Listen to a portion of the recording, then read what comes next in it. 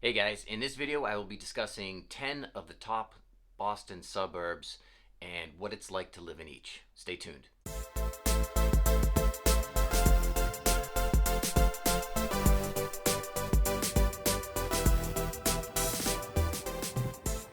Hey guys, my name is Andrew Junas. I'm a local realtor right here in the Boston metro area, and I love helping people find their ideal place to live. So if you are thinking about moving here, please drop me a line, call, text, email, shout it from the rooftops. I will be here and ready to help whenever you are. Alright, and so please hit the subscribe button and then click the little bell so you get notified anytime I do a new video. And I will be doing at least one new video a week about Boston, the surrounding areas, good, the bad, the ugly, the ins and outs, some really cool stuff. So in this video I am discussing 10 of the top Boston suburbs and what it's like to live in each. Alright, so coming in at number 10 is Arlington, my hometown. I grew up there. But population of Arlington is about 45,000 people. Arlington residents get kind of an urban-suburban mix. And it's close to Boston, right? Just about 8 miles outside. Now 59% of residents own homes, and the median value of a home right now is $609,000. The median household income is $107,000. Arlington has lots of restaurants, coffee shops, and parks. Many families and young professionals live in Arlington, and one of the main reasons you'll find the families are just the great school system. It's a major draw, as is the school system for every town that I'm going to be talking about today. I grew up in Arlington, right, and one thing it did not have was a bar scene, and now it does. So a growing bar scene. It's got some great restaurants. It's got bike paths. It's accessible to public transportation. Alewife Station, which is in Cambridge, which is the next town over, just very close to that, easy to get to. Arlington is just a great place to live.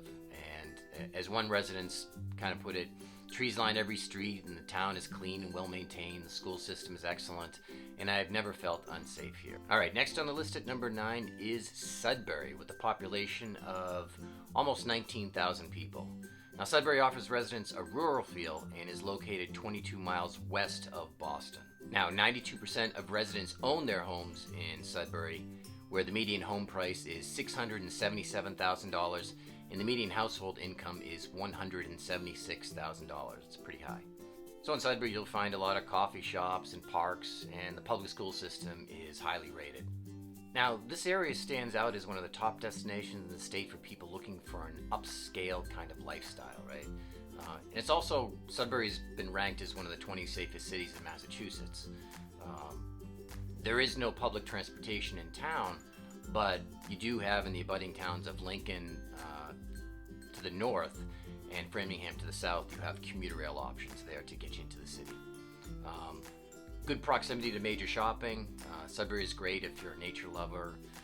There's biking, hiking, birding, canoeing, and many more outdoor activities that you can take, advantage of right in the town.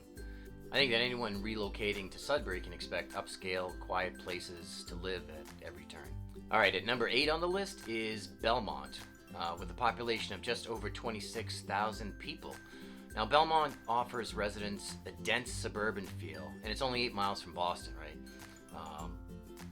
In the 1900s, the town became a place where artists, authors, educators, physicians, and scientists began moving to, and it's still a popular place today for people who work in both Cambridge and Boston. Today, 64% of residents in Belmont own their homes, where the median price is $820,000, and the household income is $120,000. So in Belmont, you're going to find your restaurants, some pretty nice restaurants, coffee shops, lots of parks. Now, residents like Belmont because it's quiet and safe with easy access into the city via car or the commuter train. There's a stop right downtown in Belmont Center. Now, as one person put it, Belmont was a wonderful place to grow up, a good area for access and transportation to the city, and a friendly residential population. The public schools are exceptional, and the town is very safe. And there's a very involved community as well. All right, number 7 on the list is Melrose, with a population of just 28,000. Melrose offers residents a suburban-urban mix, and it's located less than 10 miles north of Boston. Now, Melrose is known for its beautiful suburban neighborhoods with low crime rates and some very large, beautiful homes. 65% of residents own their homes, with a median home price of $580,000, although it's probably higher now. And it's got a median household income of $103,000. Melrose really does have a nice downtown area, and they've got some great restaurants right there, and just tons of parks all over the place.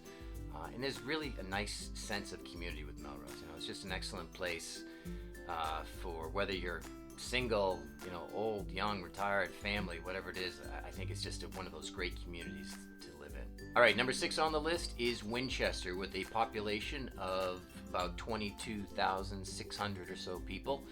And living in Winchester offers residents a dense suburban feel, right? 85% of residents own their homes, where the median home value right now is $893,000, and the median household income is $159,000. Residents think of Winchester as a very family-centered town with a lot of outdoor recreational spaces, right? Of course, you're going to find lots of coffee shops. There's some cute restaurants downtown, and the parks, like I said, the outdoor recreational spaces, and of course the public schools in Winchester are excellent. Residents love Winchester for being a quaint town that's only 7 miles outside of Boston. They say it's perfect for raising a family. The schools are excellent. The crime rate is remarkably low. It's a beautiful small community with many small businesses, great academics, good sense of community with athletics and events. And residents have access to the commuter rail with 2 stops in town. At number 5 is Westford, with a population of 24,000 plus. Living in Westford offers residents a rural feel and is located 25 miles north of Boston. Now, a major reason a lot of people move to Westford is for the schools. So a place like Westford was and still is a bargain compared to a place like Lexington or Weston or Wellesley, right?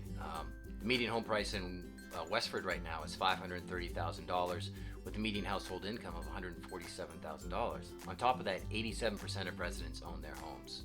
Now, Westford offers a nice mix of shopping and restaurants along Route 110, and then it's got some historic homes with friendly neighborhoods in other parts of town. It's a nice mix, right?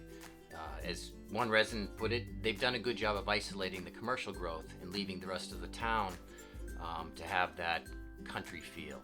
And Westford is a great town for families, right? The public schools are amazing, and there's also plenty to do, right? You can enjoy the lakes in Westford. Kimball Farms is a huge attraction, and then you have the trails in the warmer months and skiing at Neshoba Valley in the wintertime. All right, at number 4 on the list, and one of my favorite towns, is Lexington, coming in with a population of just over 33,000. Now, Lexington is probably best known for the Battle of Lexington and Concord, and that's where the infamous shot heard around the world that started the revolution was heard. Now, Lexington offers residents a dense suburban feel with about 82% of residents owning their homes, and a median home price is $849,000 with a median household income of $173,000. Now, overall, the cost of living in Lexington is 92% higher than the national average, and therefore you're going to find that it mostly attracts a lot of professionals and affluent families, right? Like all the other towns, the schools in Lexington are top rated, but Lexington High School has been ranked in the top 20 public schools in the nation by U.S. News, and it was ranked number 2 in the greater Boston area by Boston Magazine. Now, Lexington is characterized as a very safe and friendly town with a lot of urban sophisticates. That is, people who are wealthy, who are, usually have professional employment, and are highly educated. All right, coming in at number 3 on the list is Newton, with a population of just over 88,000 people. Now, Newton offers residents a dense suburban feel with 72% of residents owning their homes. The median price for a home is $880,000, and the median household income in Newton is $139,000. Now, Newton is made up of 13 different villages, each with its own page on the Newton Town website, and it'll showcase, each the unique qualities of each, including historic homes, places to eat, and things like parks, right? With proximity to the city, you'll find many young professionals living in Newton, but you also find a lot of families because, once again, the school systems are excellent. Money Magazine ranked Newton as one of the best places in all of America to live, right? It's close to Boston, yet you can feel like you're a world away with its historic single-family homes and ample amount of green space. In fact, there's so much green space that the city has the nickname, or it's referred to as the Garden City. All right, number 2 on the list is Cambridge, with a population of 115,000 plus. Now, Cambridge offers residents an urban feel, with only 36% of residents owning their home.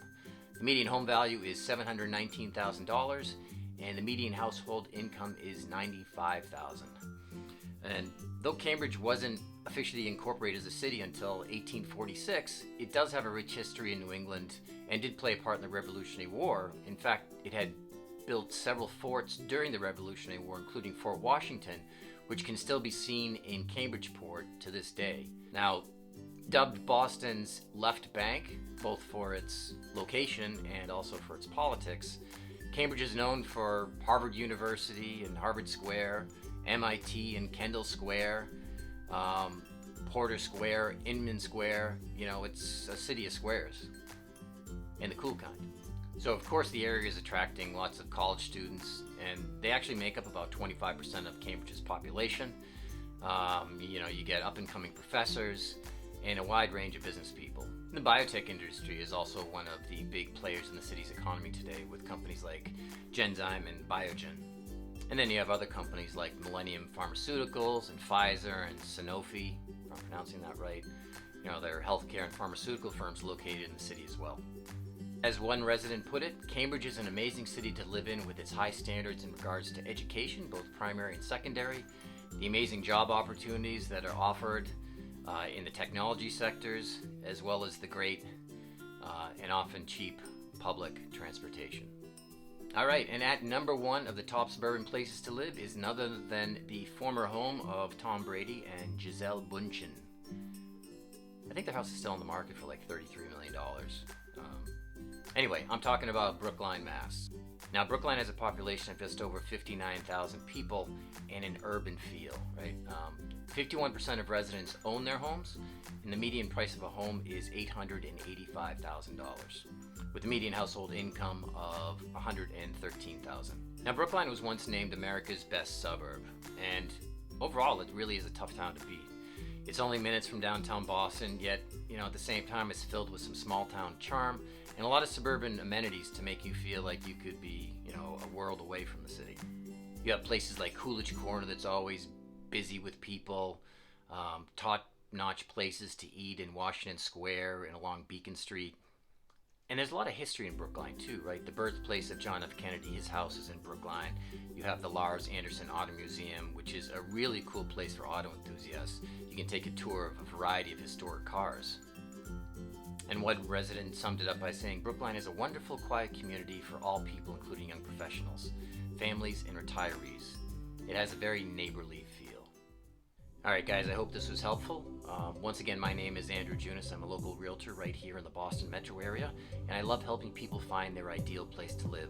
So if you are thinking about moving, please drop me a line, call, text, email, shout it from the rooftops. I will be here and ready to help whenever you are. And again, please remember to hit that subscribe button and then click the little bell down below so you get notified every time I do a new video. And I will be doing at least one new video per week. All right, guys, thank you so much for watching. I hope this was helpful. Feel free to comment down below. And until next time, take care.